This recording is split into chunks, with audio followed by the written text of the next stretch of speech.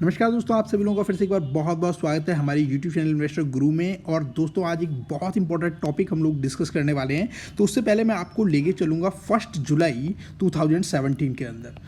2017 1 जुलाई को ICAI है ना, ये CA का इंस्टीट्यूट है, इसने CAD का सेलिब्रेट किया था, ठीक है ना। और वहाँ पर उन्होंने चीफ गेस्ट बुलाए थे अरुण जेटली, उस टाइम के जो फाइनेंस मिनिस्टर थे, और हमारे PM मोदी जी, उनको वहाँ पे इनवाइट किया था। और उसमें बहुत ही डिटेल में उन्होंने आने वाले भारत के बारे में प्लान किया था।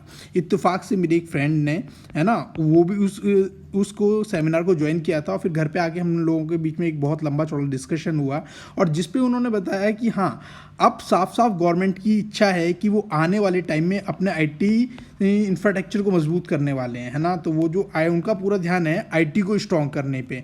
तो हो सकता है आगे आने वाले दिनों में आपको टैक्सेशन में बहुत सारे बदलाव देखने के लिए मिले।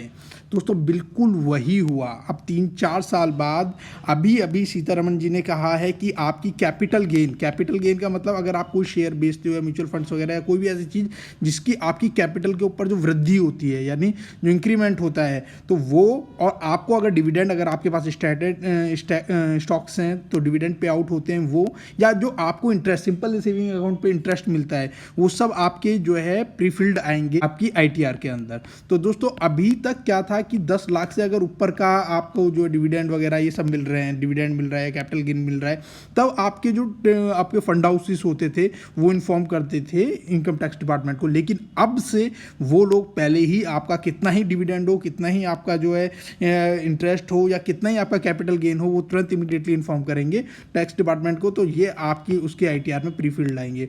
तो दोस्तों अब थोड़ा सा मुश्किल हो जाएगा, क्योंकि बहुत सारे ऐसे लोग हैं जो ऑलरेडी 2.5 लाख से ऊपर कमाते हैं, मगर वो ITR नहीं भरते हैं, या उन्हें पता नहीं रहता है कि उनके गेन्स वगैरह जो भी वो कमा रहे हैं स्टॉक्स वगैरह से, वो साफ साफ आगे भी पता चल रहे हैं। तो अभी जो आपको डिविडेंड और इंटरेस्ट वगैरह मिलते हैं वो सारे आगे पता चलते हैं। तो दोस्तों इसी इंपॉर्टेंट टॉपिक पे कि अब हमें समझना ज़रूरी है टैक्स के बारे में, है ना, क्योंकि आप उस सिस्टम का पार्ट है जहाँ पर एक पढ़ी लिखी कम्युनिटी को ये जिम्मेदारी है कि वो भी समझे कि किस तरह उनका टैक्स लगता है, कैसे कटता है। तो दोस्तों आज मैं बारीक बात करूंगा टैक्स ऑन म्यूचुअल फंड्स के ऊपर, ठीक है ना, कि म्यूचुअल फंड में किस तरह टैक्स कटता है।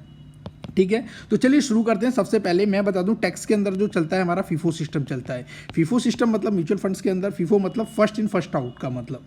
तो जैसे मान लो आपने 1 अप्रैल 2019 में कोई शेयर खरीद, मान लो 100 शेयर खरीदे हैं किसी भी चीज़ के, या म्यूचुअल फंड के अंदर 100 यूनिट खरीद ली, जिसकी NAV कुछ भी हो सकती है, और आप उसको बेच रहे हैं अभी, है ना, और उसके बीच में भी आप खरीदते हुए चले गए। तो आप अगर उसे अभी सेल आउट कर रहे हैं, तो जो आपकी पहले यूनिट खरीदी जाएगी वो पहले बिकेगी। समझ रहे हो ना, कि मतलब एक इस तरह समझ लो कि आप जो पहले परचेस कर रहे हो पहले सेल आउट होगा।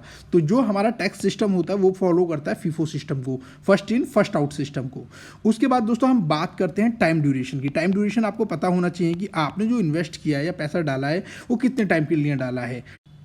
तो दोस्तों सबसे पहले आप लोगों को समझना होगा कि आप जिस टाइप के फंड में इन्वेस्ट करते हैं उसका नेचर क्या है ना। जो जिस भी फंड हाउस को आप चूज़ करते हो, HDFC हो, निपॉन हो, या कोई भी फंड हाउस हो, उसका नेचर कैसा है। तो जो आपका फंड हाउस है वो तो आपके पैसे को लेके इक्विटी में इन्वेस्ट करता होगा। इक्विटी का मतलब शेयर मार्केट में डालता होगा, उससे प्रॉफिट कमाता होगा, तब आपको मिलता होगा। दूसरा होता है डेब्ट टाइप में। ये क्या होता है, डेबेंचर्स होते हैं, जो बॉन्ड्स वगैरह होते हैं। तो ये क्या होते हैं, शेयर मार्केट के अंदर पेपर्स निकाले जाते हैं, बॉन्ड्स निकाले जाते हैं वेरियस कंपनीज के, जो फिक्स्ड इंटरेस्ट पे लेते हैं, उनका ट्रेड करते हैं, उनको जो है बेचते करते हैं, तो उससे जो मिलता है, तो ये कम रिस्की एलिमेंट होते हैं डेप्ट वाले, ठीक है। तो ये डेप्ट में कर रहे हैं। तो आपको देखना होगा कि आपका जो फंड हाउस है वो जो आपने स्पेसिफिक फंड लिया है वो डेप्ट में लगा रहा है, इक्विटी में लगा रहा है ना। कुछ कैसा होते हैं, बैलेंस्ड होते हैं, यानी इक्विटी भी रहता है उसके अंदर, डेप्ट भी रहता है। तो जो बैलेंस्ड होते हैं, अगर वो 65% से अबव इक्विटी में डाला हुआ है उन्होंने, जो भी टोटल पैसा है उसका, तो इक्विटी हाइब्रिड फंड्स बोलते हैं। बैलेंस्ड बोल दो, हाइब्रिड बोल दो, है ना। और यहाँ पे अगर उससे 65% आपका डेप्ट में है तो डेप्ट हाइब्रिड बोल सकते हो या बैलेंस्ड बोल सकते हो। आपको समझना होगा कि आपका जो फंड है कि वो किस में आपको इन्वेस्ट कर रहा है, वो इक्विटी में डाल रहा है, बैलेंस्ड में है, डेप्ट में है। तो ओके, फिर उसके बाद आपको देखना होगा आपने कितने टाइम के लिए उसके अंदर इन्वेस्टमेंट किया हुआ है, ठीक है ना। तो आपके पास 2 केसेस होंगे, आपने पैसा लगाया, या तो आपको गेन होगा या आपको लॉस भी हो सकता है, ठीक है ना। तो इक्विटी के लिए कंसिडर किया जाता है 12 मंथ को, बैलेंस के लिए कंसिडर किया जाता है 12 मंथ को, डेप्ट के लिए किया जाता है 36 मंथ को। तो अगर आपका जो लॉस हुआ है, गेन हुआ है इस पर्टिकुलर ड्यूरेशन में, मतलब आपने आज खरीदा 1 महीने बाद आपने उसको 100 रुपये के लॉस से बेच दिया तो वो कहलाएगा आपका शॉर्ट टर्म कैपिटल लॉस, है ना। अगर आपने मान लो 200 रुपये उस पर कमा लिए, जो भी आपने किया है, जो आपको गेन हुआ है, that is considered as short term capital gain, ठीक है ना। तो सबसे पहले आपको ये पता होना चाहिए कि आपका फंड किस उसको कैटेगरी को बिलोंग करता है, फिर उसके बाद आपको ड्यूरेशन पता होनी चाहिए। अगर आपका 12 महीने से ज़्यादा का है तो फिर वो आपका लॉन्ग टर्म में कंसीडर होता है ना। बैलेंस के लिए भी 12 महीने से ज़्यादा का कंसीडर किया जाता है और डेप्ट के लिए भी 36 महीने कंसीडर किया जाता है। तो यहाँ पे 36 मंथ होता है डेप्ट फंड्स के लिए। ओके, चलिए अब आगे बढ़ते हैं दोस्तों। यहाँ पर आपको समझना होगा LTGC, तो मैं यहाँ पे कंसीडर लॉस से ज़्यादा करके कंसीडर करूँगा यहाँ पे गेन के बारे में, ठीक है ना, कि गेन के में। तो यहाँ पर दोस्तों LTC यानी लॉन्ग टर्म कैपिटल गेन, दोस्तों याद रखना ये बहुत ही शानदार एक तरीका हो सकता है आपके लिए अगर आपको 1 लाख तक टैक्स एग्जेम्प्ट रहना है ना। मतलब अगर आपने मान लो 1 लाख रुपए लगाए और वो आपके 2 लाख रुपए हो जाते हैं, मतलब 2-3 सालों में, तो पर्टिकुलर फाइनेंशियल ईयर के अंदर जो 1 लाख रुपए तक का जो आप रिडीम करोगे, है ना, रिडक्शन करोगे, वो आपका टैक्स एग्जेम्प्ट होगा। तो ये एक प्लस पॉइंट होता है हम लोगों के लिए। दूसरा, अगर आप 1 लाख से ऊपर का कैपिटल गेन होता है तो वो आपका 10% जो है आपका उसको टैक्स देना होता है। और याद रखना ये इंडिपेंडेंट होता है आपके टैक्स स्लैब से।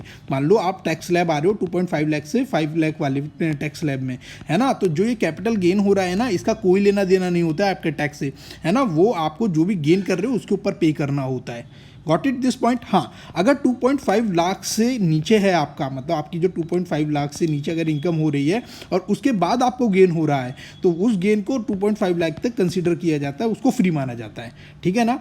तो अब दूसरा क्या है, आपको यहाँ पे प्लस आपको सेस और सरचार्ज भी आपको पे करना होता है। शॉर्ट टर्म कैपिटल गेन दोस्तों 15% टैक्सेबल होता है ना, और यहाँ भी आपको टैक्स और सरचार्ज देना होता है। तो अब मैं कंसिडर करूँ, क्या एग्जाम्पल लेते हैं। सपोज करो आपने 2 लाख रुपये कहीं इन्वेस्ट किए, है ना, आपने लगा दिया, तो 2 लाख में इन्वेस्ट किया आपने, तो आपको देखना पड़ेगा जो आपने 2 लाख रुपए किए हैं कि उससे आपको जो गेन हुआ है वो लॉन्ग टर्म गेन है या शॉर्ट टर्म गेन है, मतलब आपने कितने ड्यूरेशन के लिए रखा हुआ है, ठीक है ना। याद रखना, सपोज करो कि आपने एक अप्रैल 2019 में आपने कुछ पैसे डाले, 1 अप्रैल 2020 में कुछ पैसे डाले और आपने जो है मान लो 20 दिसंबर को कुछ पैसे डाले, तो जो पहले वाला है उससे पीरियड काउंट किया जाता है जिस दिन आप रिडीम करते हो, ठीक है ना। तो जो आपका 1 साल है वो पर्टिकुलर टाइम पे आपने इन्वेस्ट किया है उससे कैलकुलेट होता है, ठीक है ना। तो आपका जो 1 साल से ड्यूरेशन के लिए ज़्यादा स्टोर रही होंगी, जो NAV यूनिट्स रही होंगी, वो आपकी लॉन्ग टर्म में कंसीडर होंगी, जो 1 साल से कम है वो शॉर्ट टर्म में होंगी। और जो भी आपको गेन मिलेगा यहाँ पर फ्लैट आपको 15% देना ही देना है भैया। जितना भी कमाओगे, 1 लाख रुपये कमाओगे तो आपको भैया 15,000 रुपये इन्हें देने होंगे, गवर्नमेंट को टैक्स पे करना होगा। और यहाँ पे सपोज करो तुमने 1.5 लाख रुपये कैपिटल गेन से कमा लिया तो आपको 50,000 पे 10% देना पड़ेगा, मतलब 5,000 आपको देने पड़ेंगे। तो आपको मैं एक स्ट्रेटेजी बताता हूँ कि जब भी आप जब इन्वेस्ट करें तो एक थोड़ा सा लंबे टाइम के लिए करें और अच्छी इंस्ट्रूमेंट्स में करें, ठीक है ना, मतलब अच्छे म्यूचुअल फंड्स में करें तो आपको फ़ायदा हो सकता है। क्योंकि ये क्या है, फिर आपका जो अमाउंट निकल के आएगा ना वो टैक्स एग्जेम्प्ट हो जाएगा, आपको उस पर टैक्स पे नहीं करना पड़ेगा, है ना। और उसको क्या है, हर साल अपने 1 लाख का book long term capital gain book करते रहें तो आपको लंबे टाइम में फ़ायदा होगा टैक्सेशन पे, ठीक है ना। उसके बाद दोस्तों एक टाइप के फंड आते हैं ELSS। दोस्तों कल मैंने आपको जो एक लेक्चर लिया था जहाँ पे मैंने NPS के बारे में सब कुछ बताया था, वहाँ पे मैंने आप लोगों को ELSS का जिक्र किया था कि टायर 2 के अकाउंट की जगह में प्रेफर करता हूँ ELSS को। मैं बता दूँ ELSS फंड्स ना स्पेशली टैक्स के लिए बचाए जाते हैं, है ना। इसमें क्या होता है, आपको जो है लॉक इन पीरियड 3 साल का होता है, आपको 80C में 1.5 लाख रुपए तक की टैक्स एग्जम्पशन मिलती है ना। तो आप 1.5 लाख तक की टैक्स एग्जम्पशन ले सकते हैं। और टोटल जो ये 80C में खाली इससे ही नहीं, ELSS से आप LIC, EPF, PPF, NPS, school fee वगैरह सब में कर सकते हो। पर अगर आप सेव कर सकते हो और आपको इन्वेस्ट करने पड़े तो PPF, LIC या NPS वगैरह के टायर 2 अकाउंट में करने से अच्छा मैं यहाँ पर 3 ईयर लॉक इन पीरियड के लिए ELSS में करना शुरू करता हूँ। बहुत सारे फंड हैं जिन्होंने काफ़ी अच्छे रिटर्न्स भी दिए हैं। तो सीधी सी बात है, 1 साल से ऊपर 3 साल का लॉक इन पीरियड है तो 1 साल से ऊपर का होने की वजह से इसके अंदर जो लगता है वो लॉन्ग टर्म कैपिटल गेन लगता है, तो वो आपको इंटरेस्ट पे करना होता है।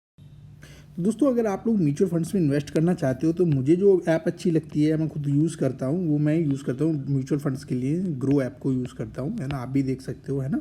ये कोई प्रमोशनल नहीं है, मैं जो खुद यूज़ कर रहा हूँ वो बता रहा हूँ, कोई पेड प्रमोशन नहीं है ये उसका, है ना। और दूसरा इंपॉर्टेंट क्या है कि दोस्तों अगर आप देखना चाहो कि मतलब आपने अगर ग्रो यूज़ कर रहे हो ऑलरेडी और आपको चेक करना है कि भाई आपका कितना लॉन्ग टर्म गेन हुआ है ना, तो उसके लिए सिंपली क्या करना है, आपको यहाँ पे अपने प्रोफाइल पे आना है, यू पे आना, यू पे आने के बाद जैसे ही आप यहाँ पे आओगे रिपोर्ट्स पे चले जाना, रिपोर्ट्स पे जाने के बाद यहाँ पर कैपिटल गेन म्यूचुअल फंड्स का चेक कर लेना। तो यहाँ पे आपकी ये फाइल अप्रैल 2020 से लेकर मार्च 21 की आ जाएगी, इसको एक बार चेक कर लेना, व्यू कर लेना, और जो आपकी एक्सेल सीट आएगी उसको खोल के देख लेना। लॉन्ग टर्म लिखा होगा, एक तरफ शॉर्ट टर्म लिखा होगा, है ना, इक्विटी और डेप्ट दोनों का यहाँ पे आ रहा होगा आपका, ठीक है ना।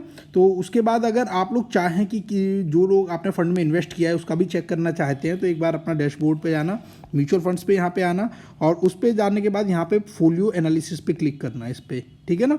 और फोलियो एनालिसिस पे आओगे तो आपको ये पूरा फंड्स आ जाएंगे जो भी आपके दिखाई दे रहे हैं वहाँ पे लॉन्ग टर्म पे जाके क्लिक करना, शॉर्ट टर्म पे जाके क्लिक करना, आपको पता चल जाएगा किस फंड में कितना पैसा आपका लॉन्ग टर्म में लगा हुआ है, कितना पैसा आपका शॉर्ट टर्म में लगा हुआ है। तो इस तरह आप पता लगा सकते हो। तो दोस्तों वीडियो कैसी लगी? वीडियो दोस्तों अगर अच्छी लगी हो तो प्लीज़ अपने जो भी फ्रेंड सर्किल हैं, पियरिंग ग्रुप्स हैं, उनमें शेयर जरूर करना। इन्फॉर्मेटिव वीडियो है ना, किसी के साथ शेयर करने में कुछ नहीं बिगड़ेगा आप लोगों का।